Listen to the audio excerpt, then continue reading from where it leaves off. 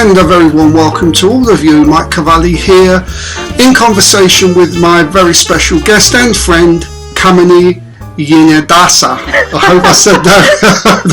Jinadasa. Jinadasa. There we are. And I actually just accentuated the A before we started here so I'd get it right, but obviously I didn't. Anyway, she is the founder of the Shanthi Maargam.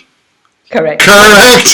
It's a non-government organisation in Sri Lanka dedicated to the welfare and rehabilitation of children from abused families. The organisation also helps abused women and educates people about gender violence. So I've done a little bit of research here and discovered that they offer quite a few support programs, social programs that offer self-awareness and therefore raising of consciousness, and this will have a ripple effect. And one of these wonderful things they do is the Awakening Circle, an hour of silence followed by a circle of sharing and a meal. Now, I dabbled with this a little bit, Kamani, periodically in my life, but it's very difficult to keep me quiet for an hour, so I haven't really succeeded in this.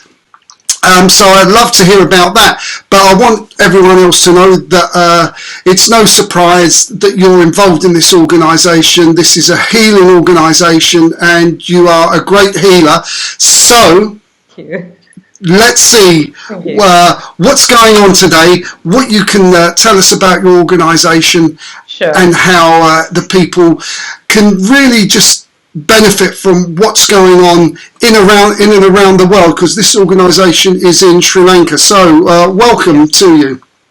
Thank you so much, Mike. Thank you. Thank you for having me here. You're welcome. And so to talk about Shanthi Maargam, I guess I have to talk a little bit about myself and my work that I do. So professionally, my work has been focused on gender-based violence and preventing gender-based violence, which is primarily violence against women and girls. And I've been involved in research and work, and for me, I've always wanted to work with men and boys because to reduce violence, because it's always understood that, that's where the main perpetration of violence occurs.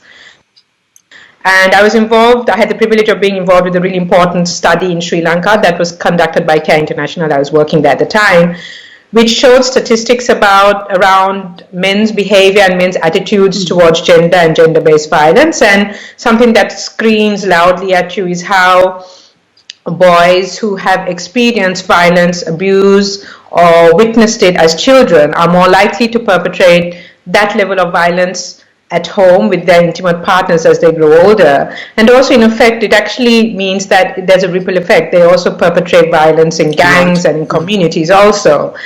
And so for the longest time, I was thinking then we need to break this cycle of violence if we're looking of ending violence in one way. And so I wanted to think of providing a space for boys to heal from this trauma that they've experienced. There's additional evidence around girls. If they have also experienced violence and abuse, or if they've seen it growing up, they are also likely to stay for longer in relationships that are abusive. And because they have to normalize it. And so the purpose was to bring boys and girls together to create a space of healing, emotional healing. I mean, in Sri Lanka, like most countries, addressing mental health issues, there's so much stigma around it, and especially for boys.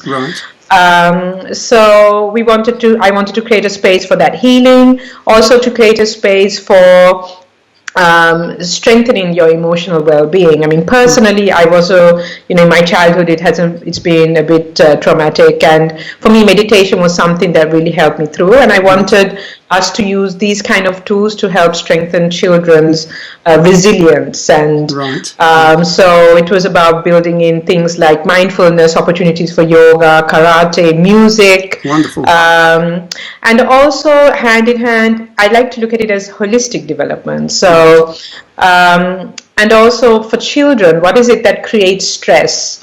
It's things like, bullying. Bullying is a huge issue today for children.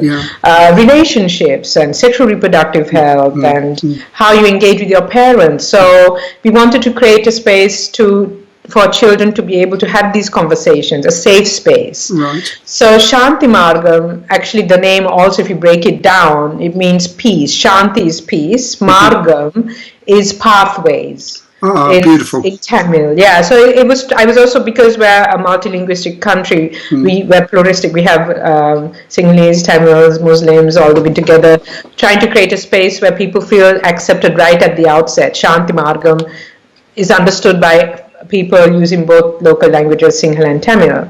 Right. Pathways to peace. Right. So the intent was around creating a space where this healing could happen using one-on-one counseling, art therapy, drama therapy, mindfulness, having these circles for communication, and helping children heal. And they say that if ending violence can start with you, it has a ripple effect. Yeah. And communities benefit from it as well. Yeah. So that was the purpose behind Shanthi Maargam. We started 3 years ago.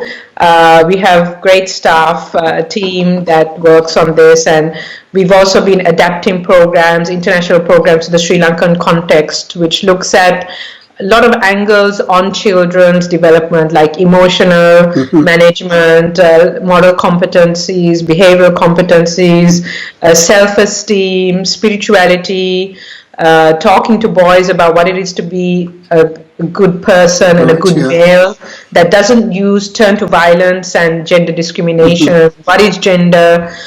Breaking down these pieces so that it can be integrated to their own lives. And we've already seen such great changes amongst children who have been participating. And our work is, the space is a youth center that's located near the slum community, urban poor community in Sri Lanka, in Colombo. Right. And a lot of the children from that community come in, and it's become their safe space. Wonderful. And do you find that this is any way related to finance or poverty, or does it go across the board? And the other thing is, with the culture in Sri Lanka, is it easier for children to abuse their parents, their mother in particular, through the cultural aspect? Okay, with regard to the spectrum of violence, do you see it more in low-income families or high-income families? No, there is no difference according to the research I've been involved in. Right. In fact, higher levels of power and finances means that there's more impunity for people who perpetrate these crimes. Right. Okay. And you will see that. We don't hear most of those stories from those kind of families. Right.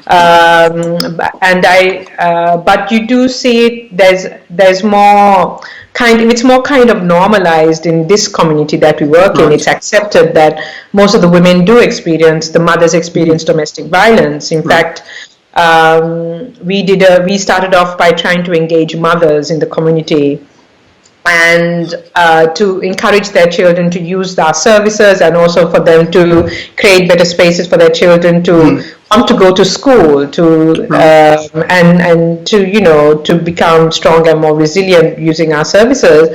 And ultimately, women came up to me separately, and for the first time they were talking about their own experience of domestic violence, and they said, "This is the first time I'm speaking about it, and I feel so relieved."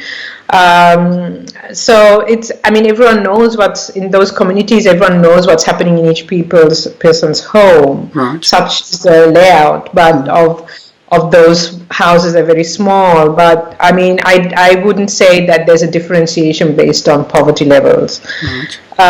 In response to your second question, I think in Sri Lanka, the culture, we are supposed to be a Buddhist country. I say that with my misgivings, because of I don't see that compassion and a lot of that coming out in day-to-day work. But things like looking after parents is a very important aspect. It's really driven into people, into children, and also we say that the mother is the Buddha in the household because she is revered. Yeah. So I haven't really heard that much about abuse towards a mother.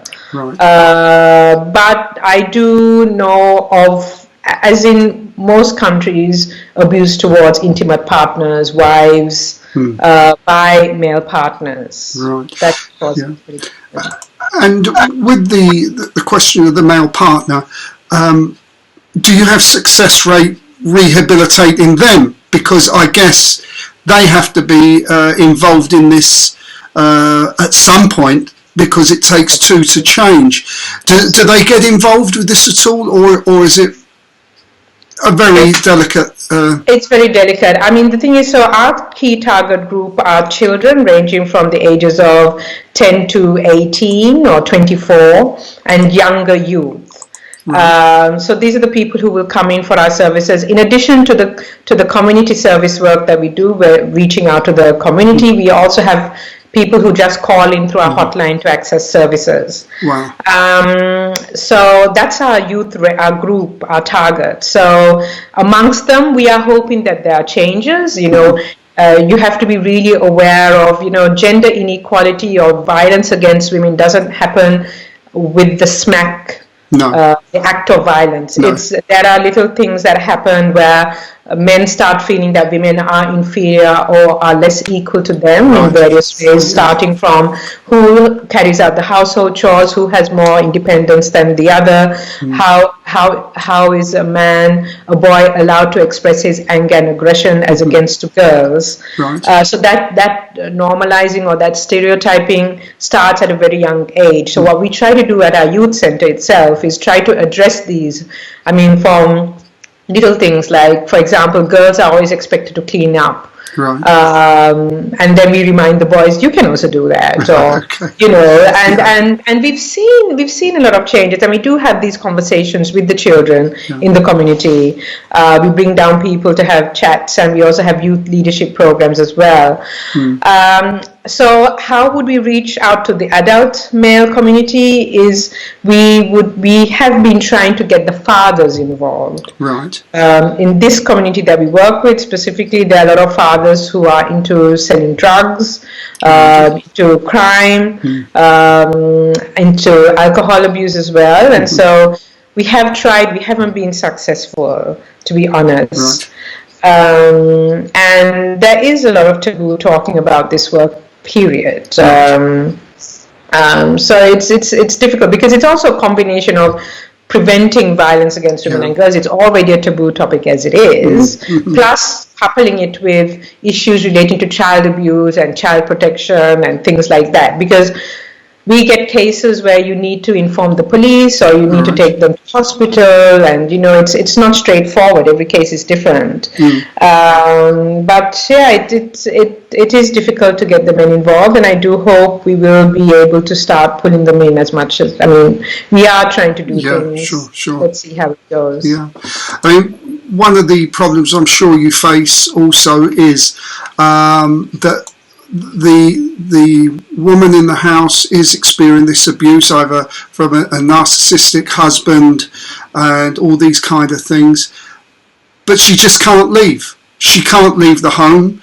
She's got her children to protect, and it's just simply not possible. There is no option. How do you deal with that situation? And do they actually leave? Have you had this experience where they leave the husband and end up going back through threats or for other reasons? Yeah. Well, once again, not speaking from Shanthi Maargam's experience, because as I said before, our age group are mainly young people. But in my work that I've been involved in before, these are the key reasons why women will stay behind, because they're not economically empowered to go out. Because a lot of women in Sri Lanka give up working when they get married. Right. And then they are the sole caregivers of the children. And yes, and also when you're a victim of abuse, it the final result you see is the physical abuse, but it starts with emotional abuse, belittling of that person and making them lose their self-confidence to speak out and to take steps. Self-esteem. So, I mean, well, there was a case at Shanthi Maargam where the children were being abused by the father, and the mother was just also being abused by the father, and she came and she hid in our youth center. Right, okay. And the husband came trying to beat her up. Oh, wow. And we took her and the husband to the police. We got the police down, and the police told us to bring them to the police station so that the woman could make a complaint, and then the husband would be put into jail. Right. And ultimately the woman didn't want to do that. Right. Mm-hmm. And it was sad because when we came back to the center, the son, who had enough of all of this, we were saying, we were also worried about the children's safety, so we were discussing methods, or maybe they could stay at another person's home so that they could be safe. And the son, out of frustration, asked, why didn't she say that? I would have told the police. Yeah. But it's very complex, domestic violence issues. And that's why we need to work with children at this point where they can identify abuse and violence and stand up against it. And that's what we try to do through Shanthi Maargam, with the girls, getting them to stand up, voice themselves and say, look, I do not agree with this behavior. And we've seen it. I've seen it. And those are my little wins when I see, say, a conversation happening and the boy is misbehaving a bit, throwing things, and the girl. I remember one day a girl putting her hand up and saying, "I don't like this. I do not agree with this person's behavior." And I was like, "Yes," because this child standing up and speaking out means that in the future she's quite likely not to accept this kind of behavior. And another experience was, which really makes me happy, is that the children who visit our youth center, they were asked to perform at some event, and the person who was training them to perform dancing was not very kind towards them. Right. And at Shanthi Maargam, we really use a very patient, compassionate approach when we're dealing with the children. Every conflict is resolved through mindfulness, like getting children to sit down and reflect on why they were violent, why they were aggressive, and saying, I'm sorry. And so when they were going through this training, this lady, the teacher, had been kind of hard on them and a bit rude maybe. And they had said, you know what, at Shanthi Maargam, they don't treat us like this. Wow, how lovely. And they had just walked off. Yeah. And they came to the center, and I was thinking, wow, that is just amazing. So, I mean, that is where we are trying to change the narrative on this. Yeah. If we can create this generation of children who do not turn to violence as a response, who can self-reflect, and who can, I mean, the thing is, hurt people, if you've heard that quote. Yes. Right? Yeah. And so if we can create a space where people can resolve that hurt that they've experienced and become more resilient and see, because also the work that we do is looking at conflict resolution using peaceful ways, and also we're an inclusive organization. We're inclusive for LGBT community, for Muslims, for Tamils, for anyone. And so we really try to normalize these things amongst the children who visit the center, so that when they grow older, hopefully they will be more inclusive, because that's the only way, in my view, that you can create peace and nonviolence. Yeah, I have a friend, Mark Anthony. He calls himself the psychic lawyer. He is, or I think he's given up being a lawyer now, because he's a very excellent evidential medium. But the reason that I bring him into the conversation is because he tells you the amount of crime that is caused through people not being healed. And if they could only heal themselves, like you say, at this young age, then they don't fall into that path of crime. Because a lot of the crimes, he said, was the anger. It wasn't healed correctly.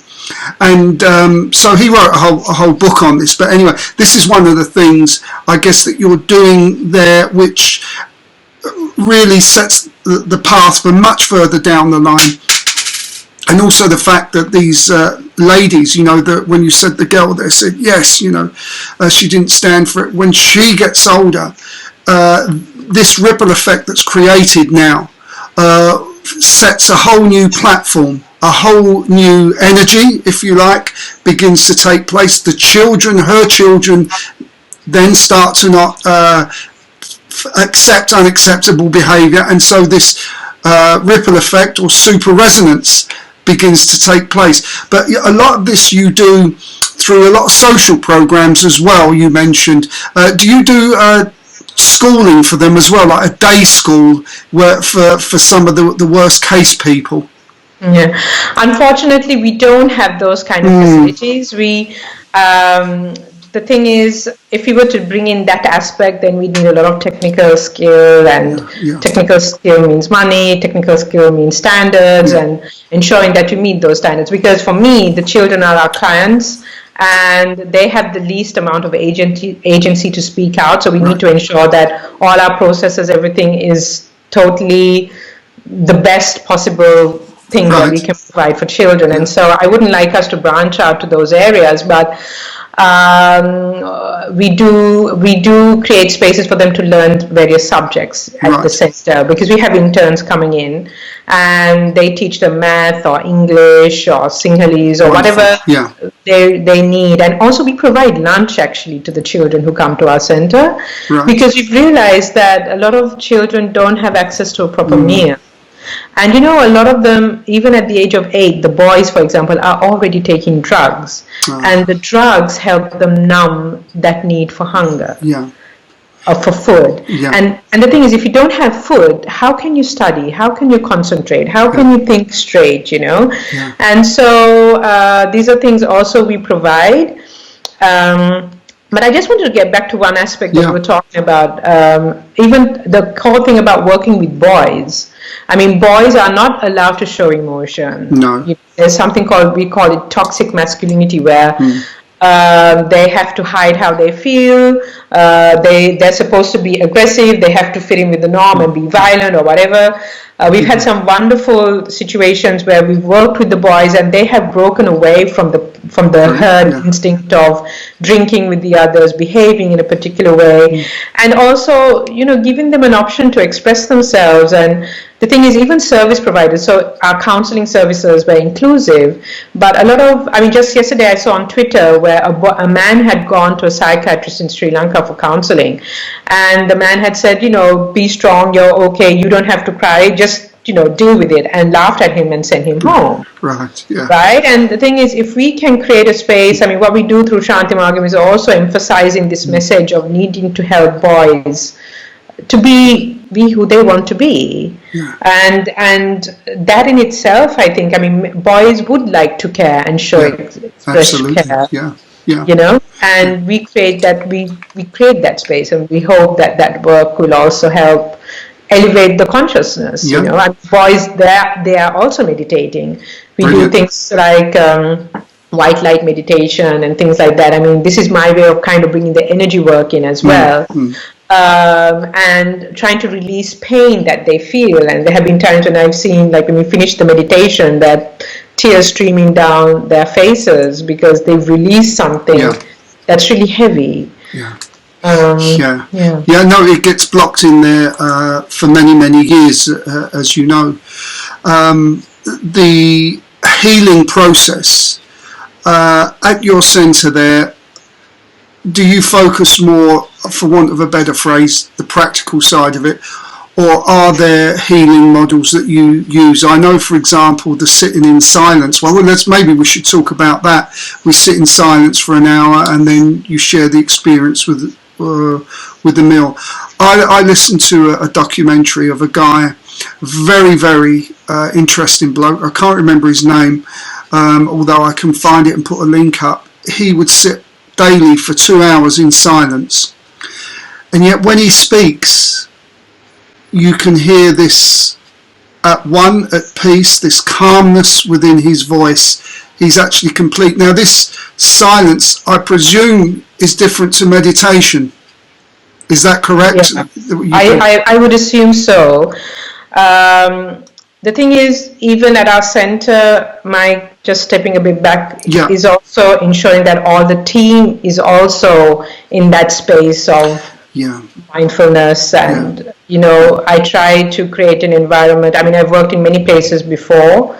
So I've worked in places where you just work towards the goals, achieving goals, and you forget how you achieve those goals, whereas the process of achieving goals is also equally important. So training the team. So the team has undergone a mindfulness training so that they can impart some of those tools with the children. And for them themselves, they've been like, oh my gosh, like I didn't realize how much stress I was carrying until like this.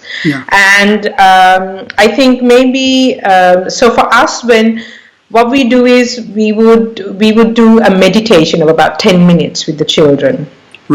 Okay. And it can be on a topic. I mean, I would try to make them generate feelings of compassion towards themselves. I think that self-love is so important. Absolutely, loving the person next to them, loving the environment, loving the trees, the birds, because sometimes boys tend to hurt animals as a way of being part of the club and the gang. And trying to create that awareness. And so, there's so many ways of meditating. Or I think the thing is, unfortunately, in Sri Lanka, meditation is usually associated with Buddhism, because Buddhism is one of the main religions in the country. But so it's easier to use a more neutral term like mindfulness. Okay.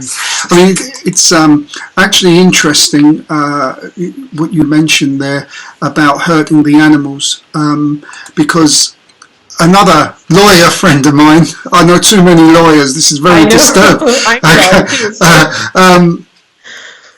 When she done her thesis, she done a study on animal cruelty, and it turned out that all the serial killers all started off by torturing and harming animals.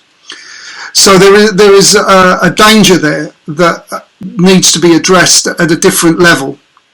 Also, if you look at the mass shootings that were happening in the US, studies show that almost all those men who did the shootings, the adults, they were perpetrating domestic violence at home. Really? So it's a continuum of violence, you know? And before we round this up, I just wanted to talk about a TED talk with Dolph Lundgren, the actor. He came from an abusive family where his father would whip him and belt him. And he said, you had two choices: either run away as a young child, or you just become so numb emotionally that you don't feel the pain. He went through a really traumatic period of his life, married, divorced, because he couldn't express emotion. He eventually healed himself by one of the things: it's okay to cry. As a man, as an adult, it's okay to cry. And now he's happily married again. He's normal, whatever normal is. Whatever normal means, yeah. The most important thing was that he found forgiveness for his father and forgiveness for himself, and that allowed him to move on. But as a child, it was horrific. And what does a child do? Where can a child go? A child has no resource. So and it's funny because in Sri Lanka we really don't have many resources for children, and sometimes running an organization can be really tough. I mean, I do a job as well. Yeah. And at times you just want to give up, but then you get that request saying, Kamani, help, there's this child, what do I do? And it feels so nice knowing that I can recommend them to a place which I know will give them the best, that child the best. Also, something I wanted to say is, so healing is a very important part of creating a non-violent society, but also the part of remembering how we're all connected to each other. Right. I mean, I'm hoping that through the mindfulness work, I mean, when we talk about inclusion and how we're not so different from each other, we've had riots against Muslims last year, and we were, children came in with so many negative views around Muslims, and then we brought it home to them, saying, you know, one of our key people in our team is Muslim. What would how would you feel if something happened to her? And then they just turned around and said, oh my gosh. And I said, what if something happened to Shanthi Maargam? What if our center was burned down? And they were just horrified. I said, well, that's what happened to the Muslims. And then they turned around when we did the compassion meditation. I mean, they felt anger towards the Sinhalese people who burned down the houses. Right, yeah. And then when we did the meditation, I wanted them to forgive the people who burned down the houses as well. I didn't, you know, trying to encourage them. I mean, one thing was feeling the connectedness with people of other religions or people they may feel judgmental towards, and also feeling forgiveness, if possible, towards those who perpetrate crime, understanding that they must be also having something going on for them to do it. Yeah. I mean, what do you feel about the old adage that forgive somebody, not to exonerate the perpetrator, but to free yourself? Would you say that's a fair thing, or we really do need to go that little bit further and forgive them because we need to forgive them? I think that it's something I battle with personally as well. But one thing I do know, I mean, as a child, when I did my meditation, one of the key things was to forgive a person who had hurt me. Right. That was always my first step. Otherwise, I could never proceed into the deep meditation. Right. And we carry a lot of negativity, and I think it's more important for ourselves to forgive and to be mindful. Not, I mean, we say forgive and forget. I think we need to be a bit more, I mean, it's a complex world out there as well, you know. Yeah. We need to forgive for ourselves because, you know, people, when you carry something, as energy healers, we know it can mutate, it can change into something else, it can change into a disease, it can, you know, we know that. And so it's really important for our own healing to let go. But also in the process, I mean, something you and I know when we do healings is how connected the mind is to your self-healing. So the mind has to be clear and it has to understand and process the pain that they experience. It's really important, and then it's easier to heal in a holistic way. And I guess in a way, Shanthi Maargam creates that first layer of the mental healing. I mean, I would love it one day if I mean, we could bring in energy healing. And as I said, when I'm there, I've done a white light meditation as a first step, but let's see. But Yeah, well, you know, before we wrap this up, I just wanted to add this while we're talking about healing.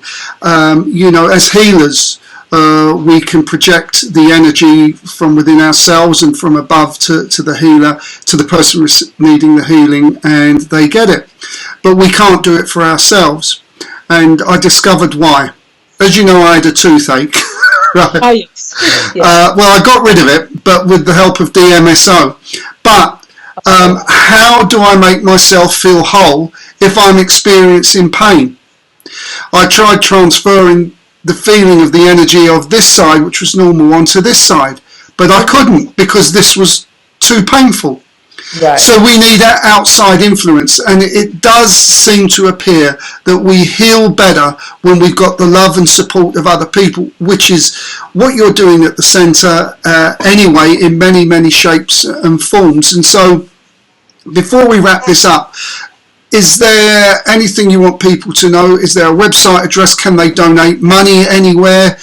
Anything that you wish to let us know? Well, thank you so much for asking, Mike. Yeah, unfortunately, in this field of work, it's so difficult to raise funds. We do not have a website yet. It's under construction, but we have a Facebook page, which is called Shanthi Maargam SL. That's a handle. And we do have a GoFundMe page.